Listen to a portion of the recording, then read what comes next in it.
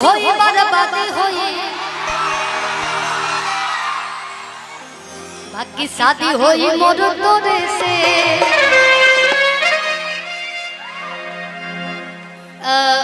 बहुत बहुत आप सबको धन्यवाद इतना सारा प्यार देने के लिए। वाह वाह। लेकिन हम कहीं प्रेम से बोली बंगला मुखी मैया की।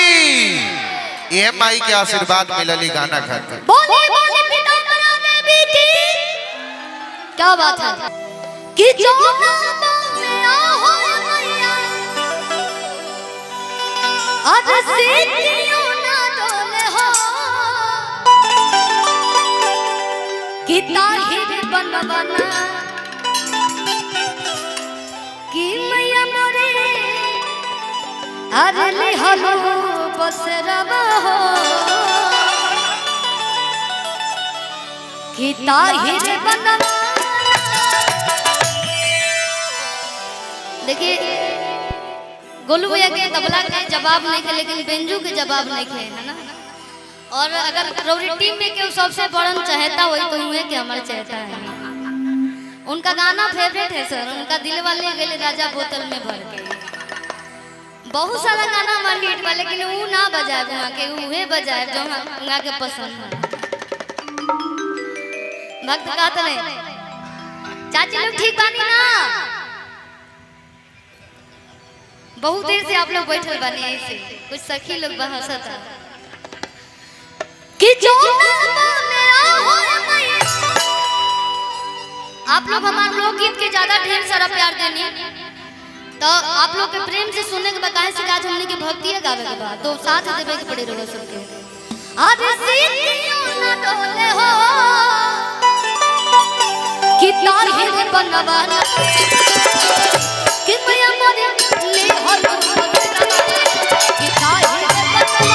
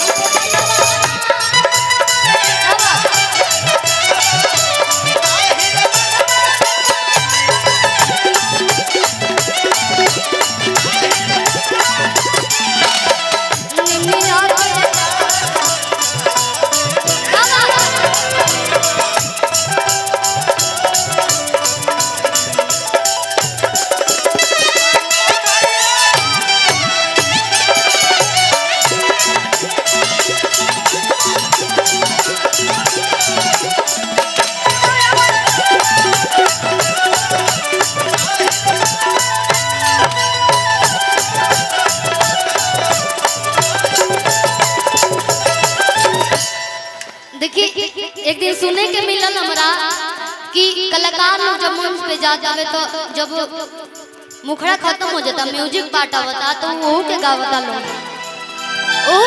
लोग तो ऐसे टैलेंटेड के म्यूजिशियन बाकी नहीं क्यों समझ में आए है ना। तो हम हमारा दिमाग में पैक हो गई बाकी हम ना गाए क्योंकि क्रेडिट तो आपको भी चाहिए। आप बरियार हैं तो दो ही कलाकार मतलब म्यूजिक पहले होला उसके बाद से कलाकार और पहले सबसे क्रेडिट तो मैं साउंड वाले भैया का दूंगी। क्या बात है भक्त का चले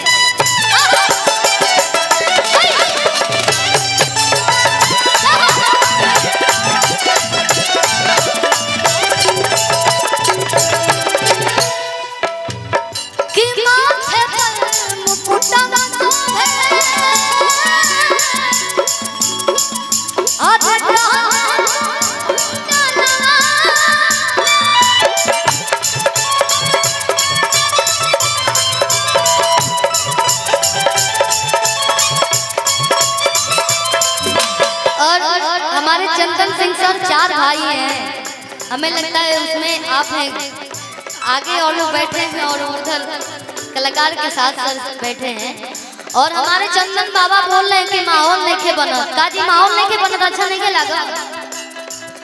देखिए भाई आप लोग संभालिएगा। हेलो, आप खुश रहेंगे तो मुझे भी मन लगेगा। ए शिल्पी जी, ये हम ना कहनी है, ये घर के मुखिया आदरणीय बड़े भैया चंदन सिंह जी कहनी है कि जब शिल्पी जब होखस मंच पे लोग के नीचे से ताली ना बाजो तो मजा ना आवेला। उनकर भक्ति भजन भी चलेला तो लोग ऐसे ही कर जेला। हाँ जी, आप लोग ताली बजाएंगे। जानते हैं क्यों नहीं बजाएंगे? पहले लोग हाथ खाली रहे, अब सबके हाथ में मोबाइल था, सब लोग मोबाइल से ही प्यार सुनने देता। बात सही बाकी ना? ओ माथे पर मुकुटा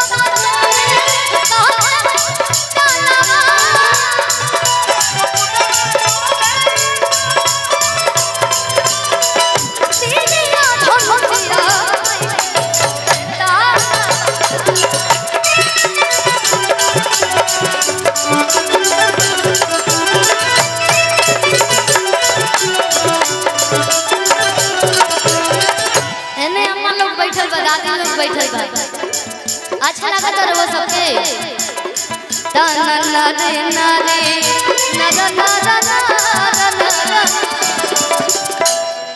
अब देखिए 20 को कैमरा आगे आ गए कि शिल्पी जी अब गा दे। भक्ति के मंच है ना, आप लोग गाना ये देखिए कि हम सही गा रहे हैं या नहीं गा रहे हैं, ये आप लोग तय कीजिए। कि खोलते मंदिर लागे रतिया के बोले हो कि ताई बनवा कि मैया मोरे कि ताई बनवा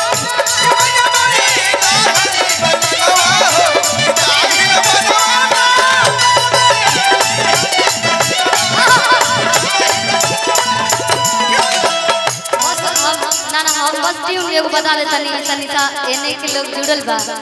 खाली एक लाइन माफी चाहे नई की हो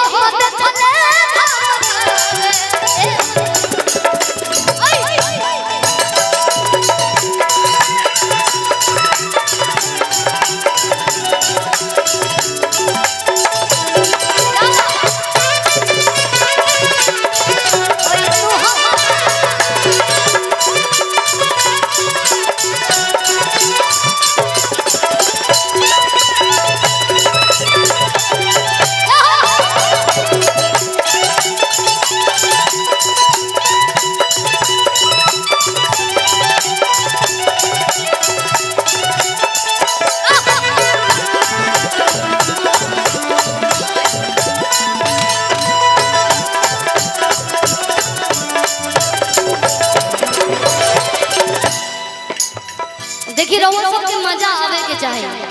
और जानते हैं किस पे? हमारे गायकी पे नहीं, म्यूजिक पे मजा आवे के चाहिए। काहे से कि अक्सर गाना हिट होला तो में म्यूजिक के योगदान रहेला। म्यूजिक से जब मजा आवेला तो पैर ना रुकेला। एकदम सही बात है कि नहीं? लाल और हवलवा